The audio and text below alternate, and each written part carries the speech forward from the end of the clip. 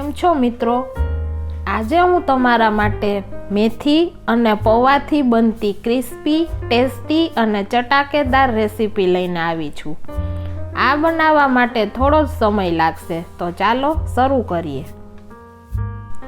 સૌપ્રથમ આપણે અહીંયા 1 કપ પૌવા, 1 કપ મેથી, 2 મીડિયમ સાઇઝના બાફેલા બટેટા, ક્રશ કરેલા સિંગદાણા, જરૂર મુજબ કાજુ, 1 ચમચી ખાંડ, 2 ચમચી સફેદ તલ, 1 ચમચી ધાણા જીરું, અડધી ચમચી ચાટ મસાલો, 1 ચમચી ચીલી ફ્લેક્સ અને જરૂર મુજબ મીઠું લઈશું. સૌ પ્રથમ આપણે એક સ્ટેનર લઈશું. તેમાં આપણે 1 કપ પૌવા લઈશું. હવે તેને આપણે 2 થી 3 વાર પાણીથી સાફ કરી લઈએ, જેથી તેના પરની ડસ્ટ સારી રીતે સાફ થઈ જાય. હવે આપણે આને આવી રીતે 5 મિનિટ સુધી આ રીતે મૂકી રાખશું. 5 મિનિટ પછી પૌવા આ રીતે ડ્રાય થઈ જશે. હવે આ પૌવાને એક બાઉલમાં ટ્રાન્સફર કરી લઈએ. ત્યારબાદ આપણે બાઉલમાં મેથી એડ કરીશું.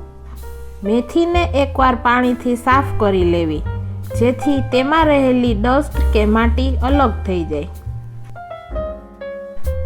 પછી તેમાં મીડિયમ સાઇઝના બાફેલા 2 બટેટા છીણી લઈશું. બટેટાને મેં પહેલેથી જ બાફી લીધા હતા.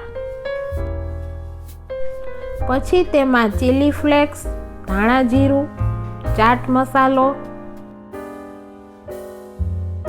સફેદ તલ અને ક્રશ કરેલા સિંગદાણા એડ કરીશું. પછી જરૂર મુજબ મીઠું, થોડી ખાંડ અને લીંબુનો રસ એડ કરીશું. બસ આટલી જ વસ્તુ લેવાની છે અને હવે તેને મિક્સ કરી લઈએ.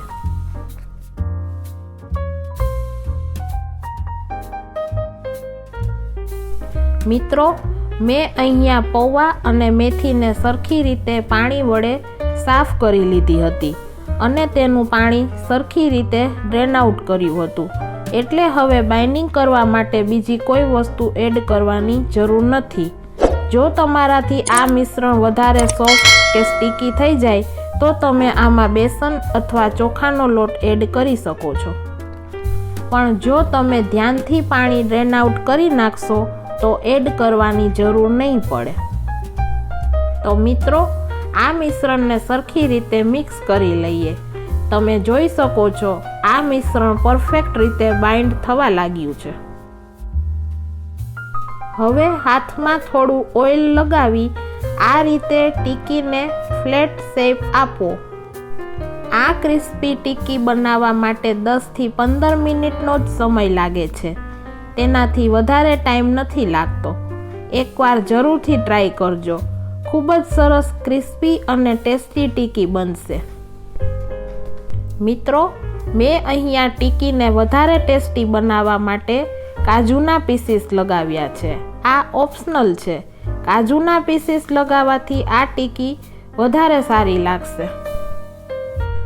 તમારા ઘરે અચાનક કોઈ મહેમાન આવે તો ઝડપી, સરળ અને સ્વાદિષ્ટ આ રેસીપી જરૂરથી ટ્રાય કરજો. તો મિત્રો, મેથી પૌવાની ટીકી રેડી છે. હવે આપણે તેને તેલમાં ફ્રાય કરી લઈશું. તેલ થોડું ગરમ થાય એટલે ધીરે ધીરે ટીકી એડ કરીશું. ટીકી થોડી બ્રાઉન થાય એટલે તેને કાઢી લઈશું. તો તૈયાર છે મિત્રો પૌવા મેથીની ટીકી. આપણે તેને ટમેટો સોસ સાથે સર્વ કરીશું.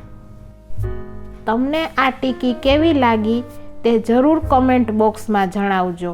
તથા લાઈક, શેર અને અમારી ચેનલને સબસ્ક્રાઈબ કરવાનું ભૂલશો નહીં.